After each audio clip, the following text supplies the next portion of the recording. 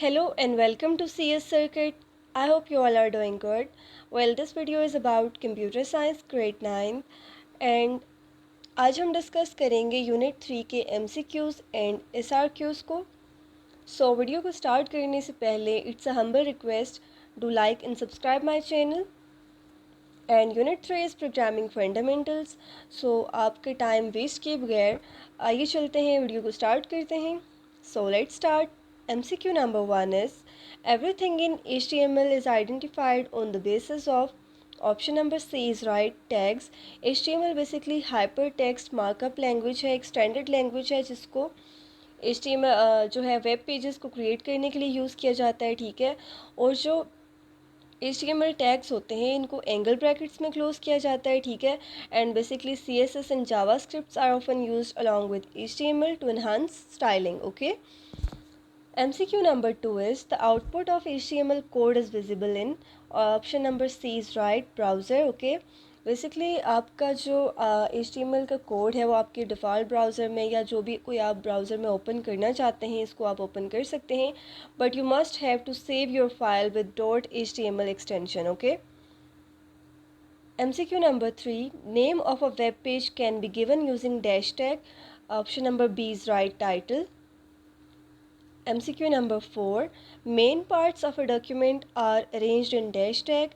Option number C is right body tag.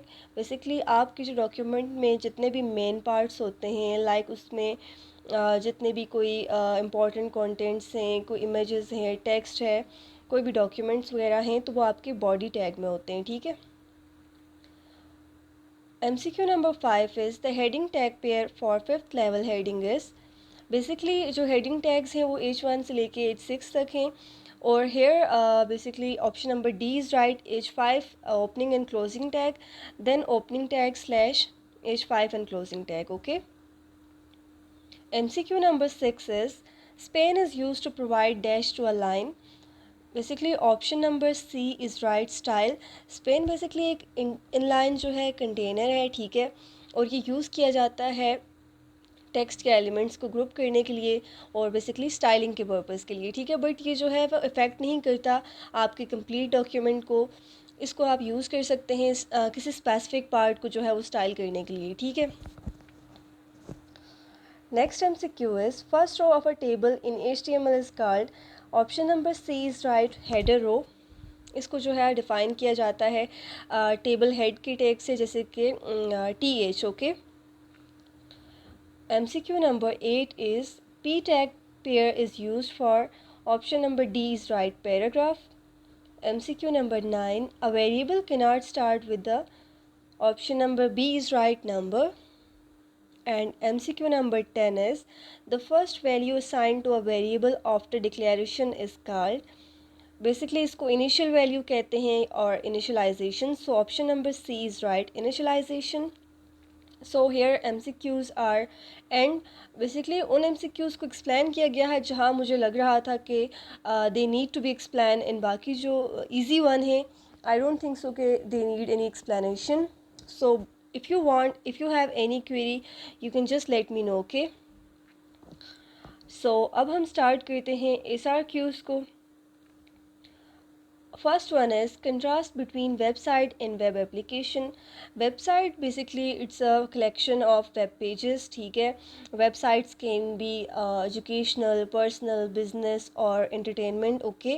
और अगर हम web application की बात करें तो it's just like a game. और आप कोई आपके टैबलेट में सपोज करते हैं कि गेम है, ठीक है, और जब आप अपने टैबलेट में उस गेम को ओपन करेंगे you can interact with it, move characters, solve puzzles and get scores. Okay. Basically ये ऐसे है कि जैसे आप जो है वो आप एक्शंस को जो है वो रिस्पॉन्ड कर रहे हैं, ठीक है. You are responding to your actions and changes, ठीक है, based on what you do. Okay. So it was just about website and web application. Examples अगर हम देखें तो मज़ीद जो इसमें बताई हैं मैंने, ब्लॉग्स हैं, न्यूज़ साइट्स हैं, ठीक है. और वेब एप्लीकेशंस की अगर हम देखें तो ऑनलाइन स्टोर्स हैं, सोशल नेटवर्क्स हैं, ठीक है, यूज़र प्रोफाइल्स वगैरह हैं. Question number 2 is what is href refers to and how to use it.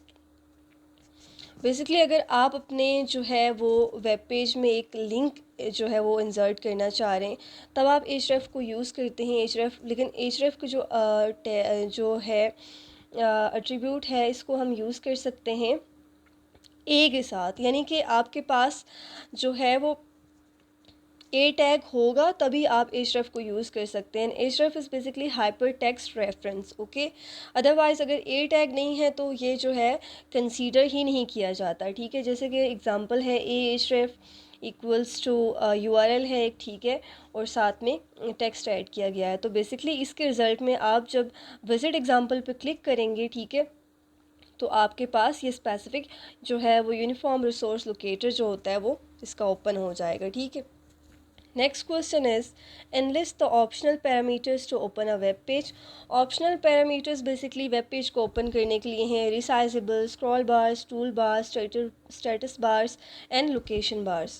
और भी काफ़ी हैं इसके अलावा भी। Question number 4 is, list out the frequent tags used in text of a web page and what are they used for. Basically जो HTML में tags use किए जाते हैं, इनको एंगल ब्रैकेट्स में क्लोज किया जाता है और एंगल ब्रैकेट में इनको स्टार्ट भी किया जाता है, ठीक है। पी टैग है, इसको पैराग्राफ के लिए यूज़ किया जाता है। H1 to H6 तक हैं, ये हेडिंग्स के टैग हैं। ए है बेसिकली हाइपरलिंक्स को क्रिएट करने के लिए यूज़ होता है, ठीक है। स्पेन को हमने ऑलरेडी डिस्कस कर लिया है। UL and OL tags basically order list और अनऑर्डर्ड लिस्ट के लिए यूज़ होते हैं। LI tag is basically used for list. BR line break के लिए है, ठीक है। And SUB and SUP basically ये जो टैग्स हैं ये सुपरस्क्रिप्ट और सबस्क्रिप्ट के लिए यूज़ किए जाते हैं, ठीक है। Next question is, explain the role of body tag pair in a document. अच्छा, जो बॉडी का टैग है बेसिकली ये मेन टैग होता है आपकी डॉक्यूमेंट में, ठीक है। मेन पार्ट ऑफ HTML है, ठीक है, जहाँ पे आपके तमाम एक्साइटिंग स्टफ़ जो होता है आपके वेब पेज से रिलेटेड वो इसमें मौजूद होता है। इसकी अगर हम एक बात करें सिंपली, तो आपके पास जो भी आपका डेटा जो आप चाह रहे हैं कि जो लोग व्यू कर सकें, जो लोग देख सकते हैं आपके वेब पेज पे, वो सारा का सारा बॉडी टैग में ही मौजूद होता है। इसमें आपके पास टेक्स्ट, इमेजेस, वीडियोस, बटन्स वगैरह, ठीक है, ये सब चीज़ें मौजूद होती हैं। और बॉडी के टैग के, अगर बॉडी टैग नहीं है आपके जो है वेब पेज में, तो बेसिकली उसके बॉडी टैग के बगैर आपका वेब पेज जो है वो एम्प्टी है, ठीक है। इसकी एग्जांपल हम इस तरह से ले सकते हैं कि लेट्स सपोज हमारे पास एक स्टोरी बुक है, बट उस स्टोरी बुक में कोई स्टोरी ही नहीं है या उसमें कोई पिक्चर्स ही नहीं है, ठीक है। So how can we consider it a story, alright. So the next question is, how the event based code is used in JavaScript. अच्छा, बहुत ही इंटरेस्टिंग क्वेश्चन है। इवेंट बेस्ड जो है कोड, ये बेसिकली इवेंट बेस्ड होते क्या हैं, जस्ट यानी कि आप जो है एक लिसनर को सेटअप कर लेते हैं, ठीक है, and you wait for something to happen, यानी कि आप कोई क्लिक करेंगे बटन और आप वेट कर रहे हैं कि there has something to happen, okay, or you are moving your mouse. When that event happens it triggers, okay। Basically जैसे आप कोई जो आपके पास पोस्ट करते हैं कोई बटन है वेब पेज में, ठीक है, और आप चाह रहे हैं कि इसके बटन के प्रेस होने पे या मूव होने पे कोई ना कोई जो है वो टास्क परफॉर्म हो। इसकी एक एग्जांपल हम ले सकते हैं कि आप जो है वो you can use JavaScript to listen for the click event, okay. Basically आप बटन को बता रहे हैं कि hey when someone gonna clicks you let me know so I can show a message, okay. यानी कि यहाँ पे जैसे एक एग्जांपल दी गई है, document dot get element by ID my button dot add event listener click function alert button click, यानी कि इस बटन को जब क्लिक किया जाएगा तो एक मैसेज जो है वो डिस्प्ले हो जाएगा कि button is clicked, okay. So question number 7 is, info about the external CSS, where are external CSS generally used। अच्छा, बेसिकली थोड़ा सा हम पहले CSS को देख लेते हैं कि what is CSS। CSS basically cascading style sheets, ये आपके पास एक लैंग्वेज है use to describe the look and formatting of a document, okay. अब जो CSS है ये जैसे कि you can consider it like clothes और accessories to HTML structure, okay, that gonna make it look good and stylish. So एक easy सी बात है कि you can consider it clothes और accessories, okay. It controls things like color, font, spacing, layout and overall designing. अच्छा, अब हम बात करते हैं एक्सटर्नल CSS की। External CSS basically refers to a method of styling HTML document by using a separate CSS file, यानी कि इसको जो है वो लिंक किया जाता है HTML डॉक्यूमेंट के साथ using the link tag with in the head section. Okay, और इसके एडवांटेजेस क्या हैं हम वो देख लेते हैं, यानी कि क्लीन एंड ऑर्गेनाइज्ड कोड होता है आपके पास, मेंटेनेंस इसकी ईजी है, ठीक है। With external CSS, you can make changes to the styling of an entire website by modifying just one CSS file. Okay, you don't need to modify your entire web page. So that was about external CSS. All right. Question number 7 was the last question. So I hope this video will help you. Okay. So basically next video में हम जो है आपकी request पे long questions को भी solve करेंगे। सो तब तक के लिए अपना ख्याल रखिएगा। अल्लाह हाफ़िज़।